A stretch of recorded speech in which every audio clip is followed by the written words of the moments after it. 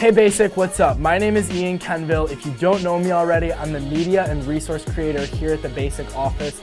And this is a little strange for me because I'm typically on the other side of the cameras when we shoot Tuesday Talks, because I'm actually the one that makes these videos every week.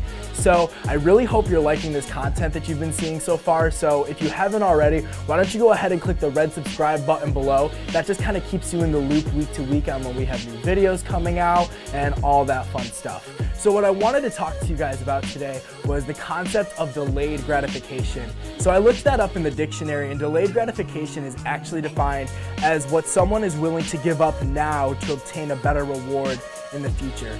And as easy as that may sound, this concept's a little bit trickier than it first gives on, because it usually demands a lot of discipline, a lot of willpower, and a lot of self-control in certain areas to just kind of say, no, I'm not gonna do that right now. I'm gonna wait until the timing is better, until the opportunity is better, and until the reward is better. And so for those of you that don't know me too well, I'm really into rap music, and I'm actually a hip-hop artist myself. I've had the opportunity to go on tour with some really cool artists and to meet some really famous people, and it's been a really fun experience for me.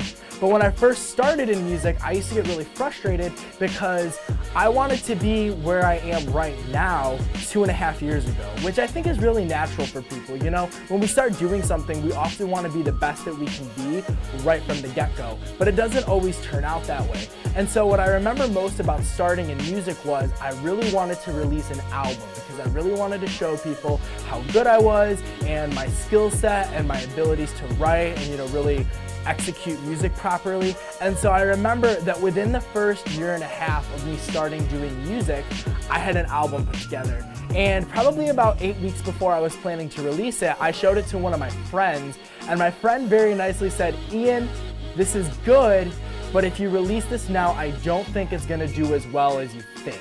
He said, "The mixing isn't very well done.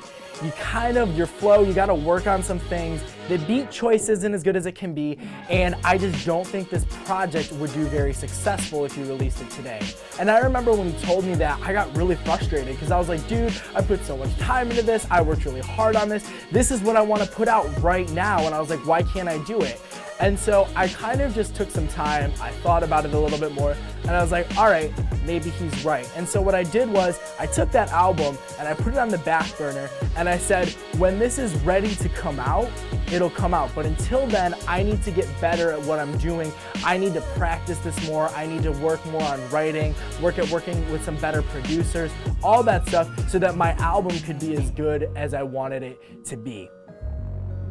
Fast forward about 2.5 years, and in the time between then and now, I had the opportunity to put out a couple different singles, which really taught me how to market music properly on a song-to-song basis instead of a full track release. I released an EP that I was able to chart on iTunes in the top 100, which was really cool because it really taught me how to do the whole marketing scheme, you know, from beginning to end with a smaller project. I got to go on tour. I've gotten to work with people with Grammy Awards that have produced songs for Nas and Jay-Z and Eminem and all these people that I've looked up to from a young age. And the greatest lesson, though, that I've learned from this whole process is how to wait in the now so that you can have something better in the later. And that's a real biblical concept that Jesus even talks about. You know, it says in Matthew chapter 6, it says, "Do not store up for yourselves treasures on earth where moth and rust destroy, and where thieves break in and steal, but store up your treasures in heaven where neither moth or rust destroys, where thieves do not break in and steal, for where your treasure is, there your heart will be also." That verse has really spoken to my life and really become a key cornerstone in my life, because it's a biblical concept where Jesus says, if you can learn to wait in the now, I have something better for you later. Basic, today I really want to challenge you. What is Jesus saying to wait on? What is Jesus saying to put on hold in the now, because he has something better for you later? Because I can guarantee it, as difficult as it is to master delayed gratification, and it's still something that I'm working on, it's a life skill and it's a biblical principle that I guarantee you guys, it benefits your future and it helps you to thrive in certain areas. Because when you give the Lord time to work on you in the moment and time to prepare you for what he has for you later, you're able to better walk out your calling and better walk out the task that he's given you. Guys, if you like these videos, do me a favor and subscribe below, and just write in the comment feed what's going on in your week that you want to talk about. I'd love to have some discussion with you guys. So stay blessed, and I'll see you soon.